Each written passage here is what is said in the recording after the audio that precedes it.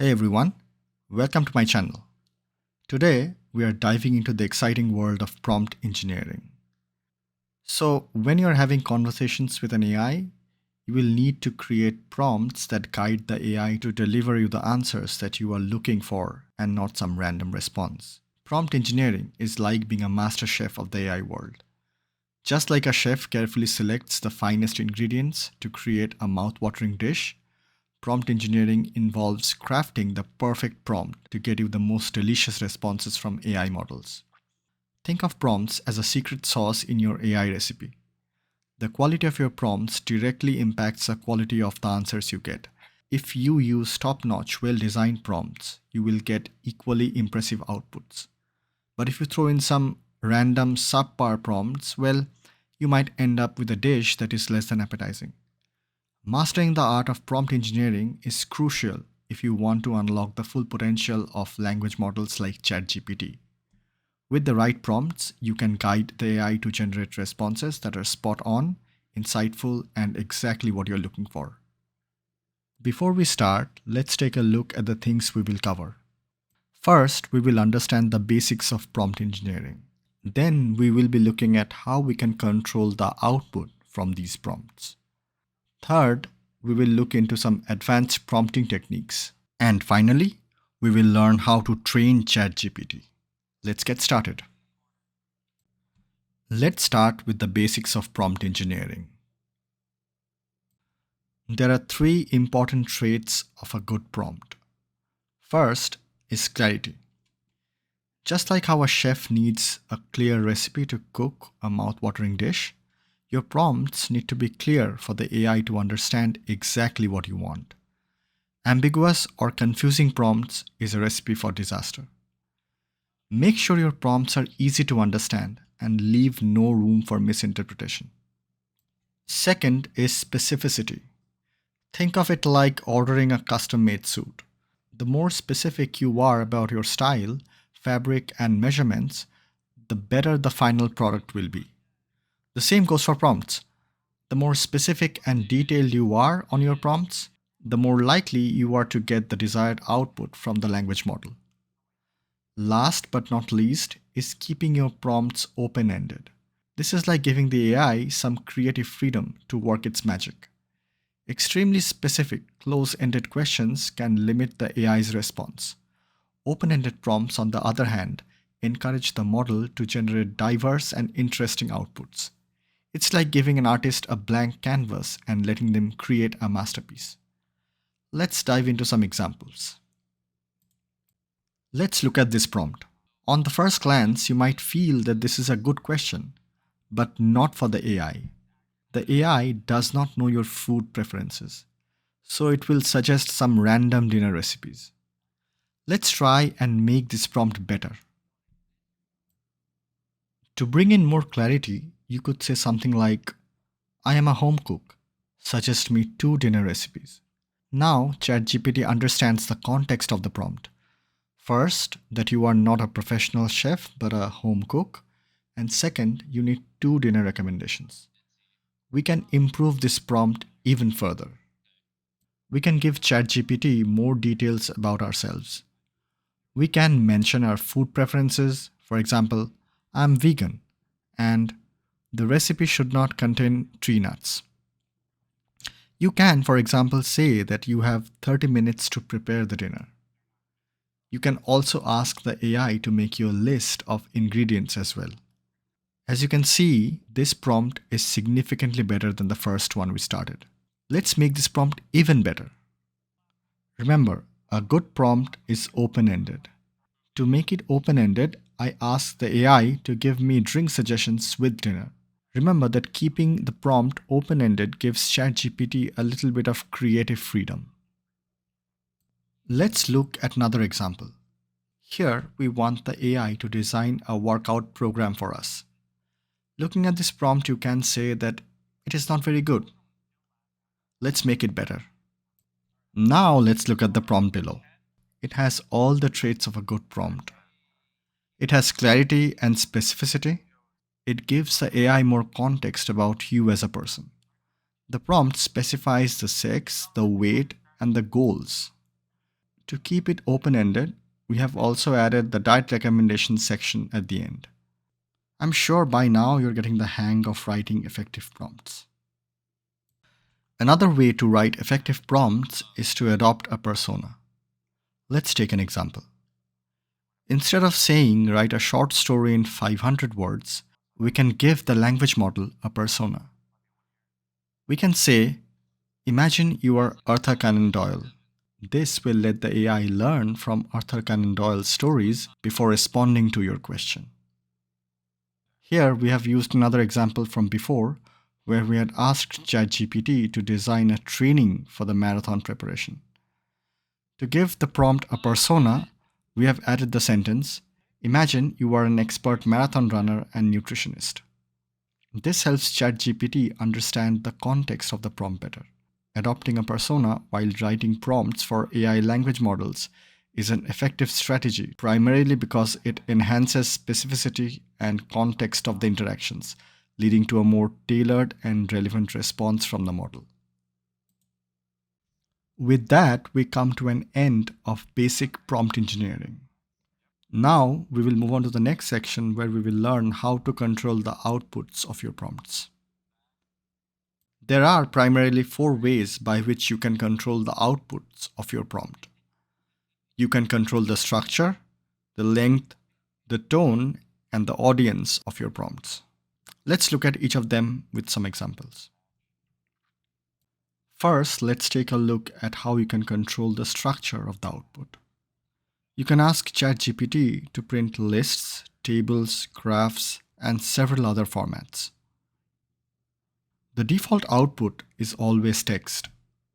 As you can see, based on our prompt, ChatGPT prints the names of the planets, and the output is a sentence. You can ask ChatGPT to print a list instead. Just mention, give me a list, and it prints out a list. Let's say you want a table instead of the names of planets, along with their masses and moons. You can do that again by prompting ChatGPT to print a table. Now, let's take a look at how you can control the length of your output. Although ChatGPT is not good with counting words, you can control the output length in different ways. For example, in this prompt, we used the word summary. It also asks ChatGPT to cover the most important aspects of the topic that you give it. In this case, the Great Barrier Reef. Let's look at another example. Here, you ask the same question, but you want the output to be formatted as a Wikipedia page. In this prompt, we have given ChatGPT a persona of a Wikipedia page and mentioned that the output needs to be like a Wikipedia page format. We have also asked ChatGPT to start the report with an introductory paragraph. These are some of the ways by which you can control the length of your desired output. Now, let's look at how you can control the tone of your output. Look at all these prompts that gives you examples of how you can control the tone. Let's say you want to write a blog post. You can ask ChatGPT to keep the tone light, engaging, and conversational.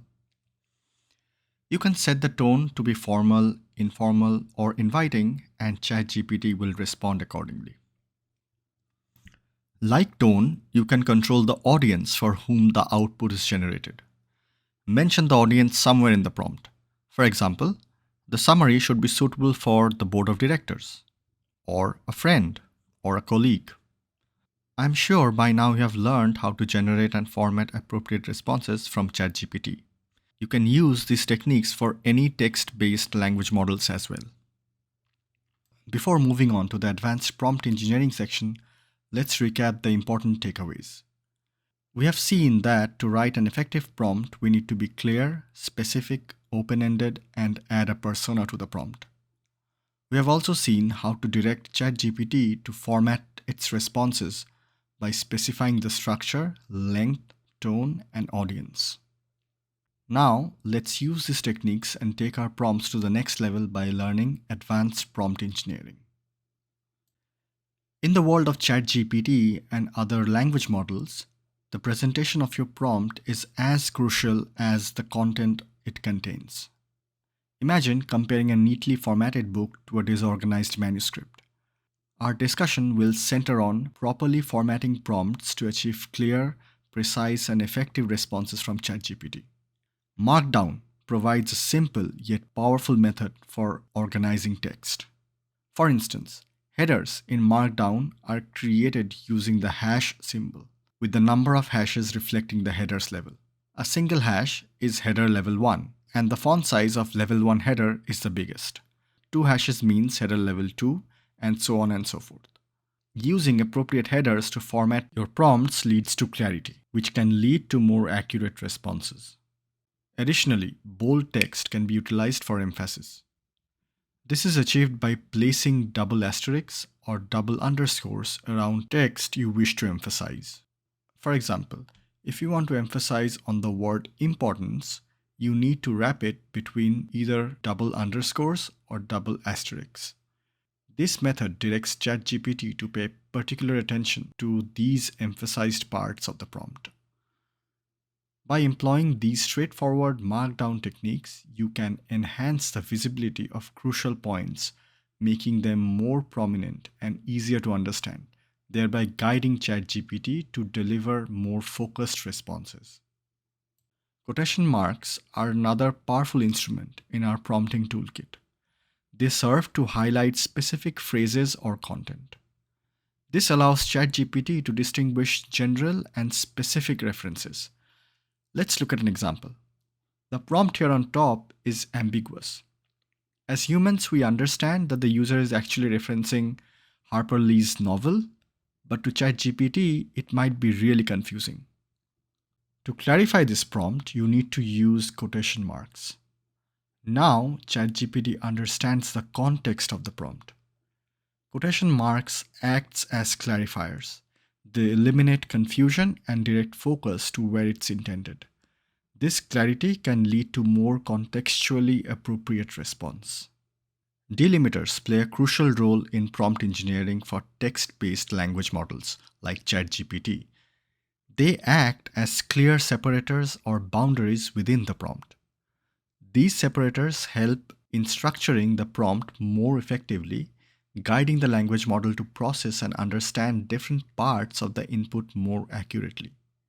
For example, instead of writing, "list the ingredients for a chocolate cake," then provide the recipe and suggest string recommendations, we can use delimiters to help ChatGPT to structure its response appropriately.